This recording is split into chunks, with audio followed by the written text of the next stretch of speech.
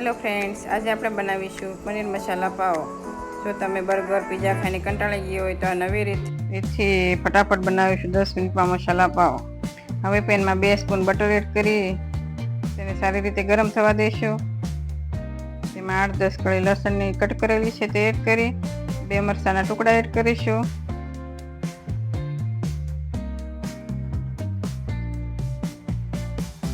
હવે તેને સારી રીતે સાતળી લઈએ.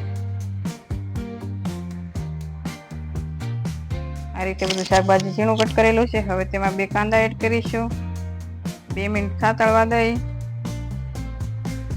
હવે તેમાં ઝીણું કાપેલું કેપ્સિકમ લીધું તે એડ કરીશું.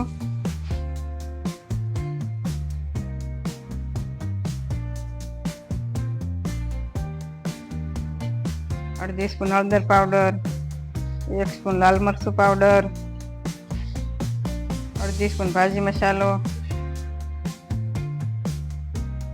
સ્વાદ પ્રમાણે નમક એડ કરી થોડી વાર કૂક થવા દઈશું.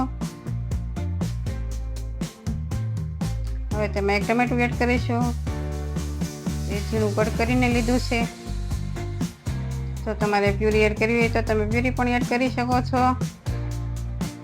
હવે તેને આ રીતે સાતળી લઈએ.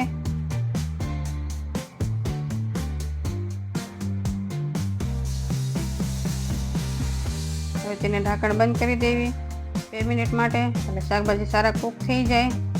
હવે ચેક કરી લઈએ. શાકભાજી સારા કૂક થઈ ગયા છે.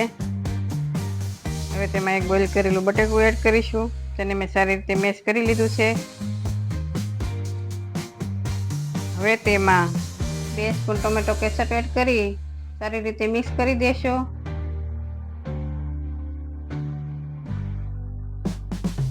આ મસાલા પાવ ખાવામાં ખૂબ જ ટેસ્ટી લાગે છે અને ફટાફટ 10 મિનિટમાં બની જાય છે.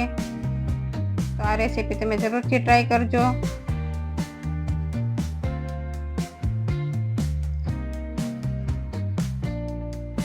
હવે તેમાં 1 કપ પનીર એડ કરીશું. તેને ક્રશ કરી લીધું છે. ધાણા એડ કરી સારી રીતે મિક્સ કરીશું.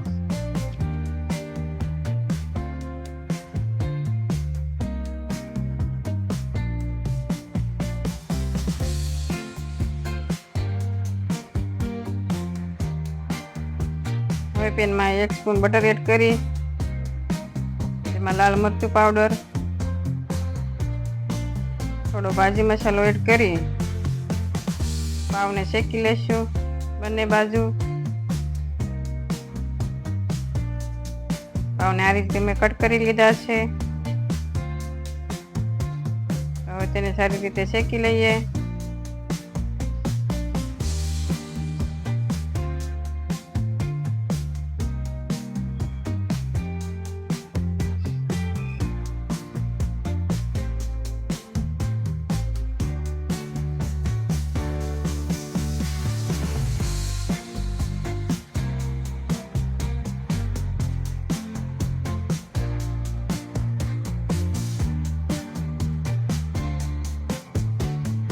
પાવ સરસ શેકાઈ ગયા છે.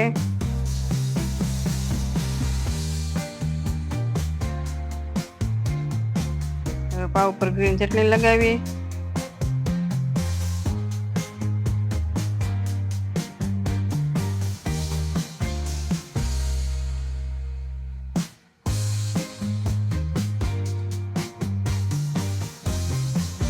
હવે બંને બ્રેડમાં મસાલો લગાવી દેવી.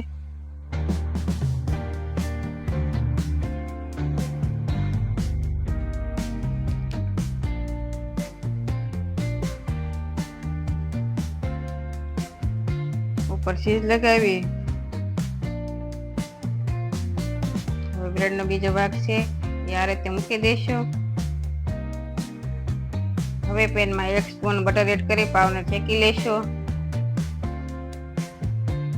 પાવ સરસ શેકાઈ ગયા છે. હવે તેને સર્વ કરી લઈએ.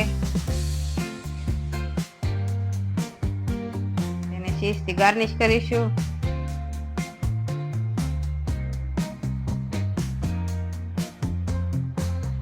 તમે જોઈ શકો છો મસાલા પાવ સરસ ચીઝી બન્યા છે. તૈયાર છે મસાલા પાવ.